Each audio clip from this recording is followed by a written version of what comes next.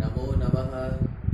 सुमध्याह्नं संस्कृत प्रशिक्षण कार्यक्रमे भवतां हार्दिक स्वागतम। संस्कृत प्रशिक्षण कार्यक्रम में आप सबका हार्दिक स्वागत है।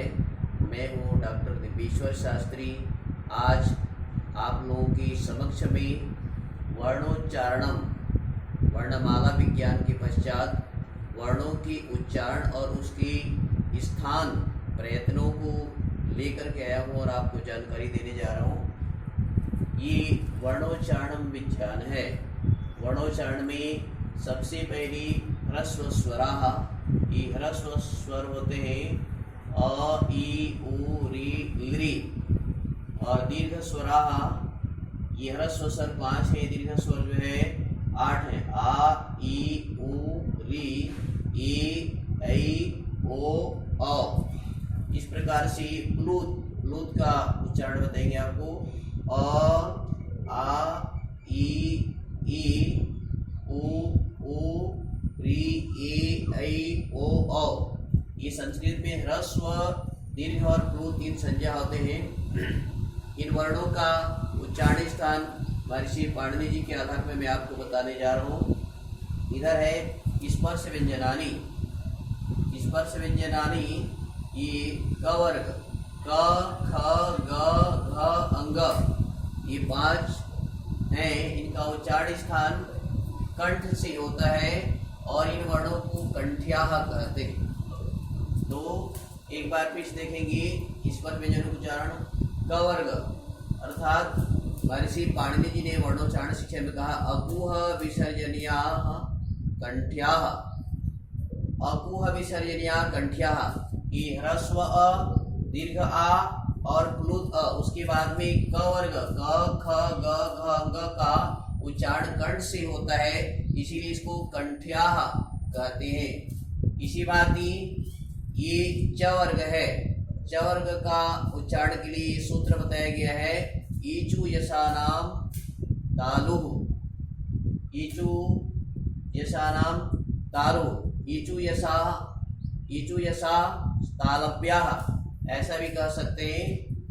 ई 3 प्रकार की ह्रस्व ई, दीर्घ ई और चु बोलने से च वर्ग। च, छ, ज, झ, न्य और ये आपका उष्म वर्ण का श और अंतस्थ वर्ण का य, इनका उच्चारण तालु से होता है, इसीलिए इन्हें तालव्याः कहा जाता है। फिर से ईचु यशास तालव्याः, ऐसा महर्षि पाणिनि जी ने वर्णोच्चारण में सूत्र बतलाया है। और आगे आपको ले चलेंगे ट वर्ग। ट वर्ग का उच्चारण मूर्धा से होता है, तो इसके लिए सूत्र है ऋटु रसा मूर्धन्याः। री 3 प्रकार से री, ह्रस्व री, दीर्घ री और प्लुत री, इन तीनों री का और ट वर्ग ट, ठ, ड, ढ, अण और र आपको दिखाएगी अंतस्थ वर्ण का र और ये मूर्धन्य श, इनका उच्चारण मूर्धा स्थान से होता है, इसलिए इन्हें मूर्धन्याः कहा जाता है। और ये है त वर्ग। त वर्ग बोले से त, थ, द, ध, न, इसके लिए पाणिनि जी ने सूत्र कहा है लृतु लशा दंत्याः। लृतु लशा दंत्याः अर्थात ये लृ और त वर्ग त, थ, द, ध, न और अंतस्थ वर्ण का ल और ये देखिए ये है ना, ये देखिए ये स, ये दंत से इनका उच्चारण होता है, इसीलिए इनको दंत्याः कहा जाता है। उसी प्रकार से ये आपको लेंगे प वर्ग प, फ, प, भ, म, इनका उच्चारण ओष्ठ से होता है, इन्हें ओष्ठ्याः कहा जाता है। पाणिनि जी ने कहा है उपपद्मान्यानाम ओष्ठ्याः। उ अर्थात ये देख रहे हैं ह्रस्व उ, दीर्घ उ और प्लुत उकार। प्लुत अर्थात लंबा बोले जाने वाला, इन वर्णों का, इन प वर्ग वर्णों का उपपद्मान्यानाम ओष्ठ्याः।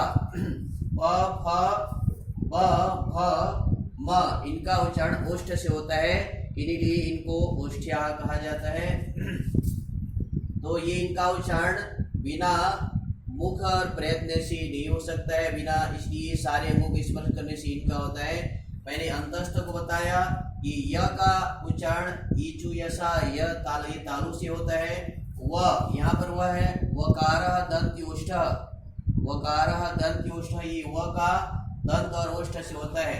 र का रीटु रसा मूर्धन्या के आधार पर र का मूर्धा स्थान से होता है, और ल का जो है ना रीतु रसा दंत्या, ऐसे ल का उच्चारण दंत से होता है। और ये जो स है इसको तालव्य से कहेंगे, इसको उच्चारण करेंगे श, और ये मूर्धा से श, और ये दंत से श, सीधा स बोलेंगे दंत से, और ये ह, ये स का दंत से और ह का उच्चारण जो है ना कंठ से होता है। इस प्रकार से आपको और बताएंगे, है ना, ये ए दैतो सूत्र कहा, ए दैतो कंठ तालव्यो, ए और ऐ का उच्चारण स्थान कंठ और तालु से होता है। और यह ओ दौ तो कंठ तालव्यो, ओ और औ का उच्चारण कंठ ओष्ठो, है ना। इस प्रकार से कंठ और ओष्ठ से उच्चारण होता है। ओ और औ का ये उच्चारण क्रम है, ये सभी वर्णों का अलग अलग उच्चारण होता है। ह्रस्व स्वर एक मात्रिक होने से इनका, आप जैसे घड़ी का सेकेंड काटा चलता है अ, ऐसा बोलेंगे। दीर्घ वर्ण आप स्वतः ही जानते हैं, इनका उच्चारण होगा आ, दीर्घ बोलेंगे। और प्लुत वर्ण का उच्चारण होता है, इस प्रकार से चिन्ह होते हैं, उसको लंबा उच्चारण करेंगे अ, ऐसा बोलेंगे। जैसे कि मैंने ये ओंकार दिखा है, ओ में ये मात्रा दिया है तो ओ को बोलेंगे लंबा, ओ ऐसा उच्चारण कर सकते हैं। इस प्रकार से आपको मैंने ह्रस्व स्वर, दीर्घ स्वर, प्लुत स्वर का उच्चारण और स्पर्श व्यंजनों का उच्चारण बताने का प्रयास किया है। पाणिनीय द्वारा पढ़ित वर्णोच्चारण शिक्षा के माध्यम से आप जो है ना ज्यादा से ज्यादा जो है ना इन वर्णों के उच्चारण में जानकारी प्राप्त कर सकते हैं। संक्षिप्त में यह आपको जानकारी दी जा रही है।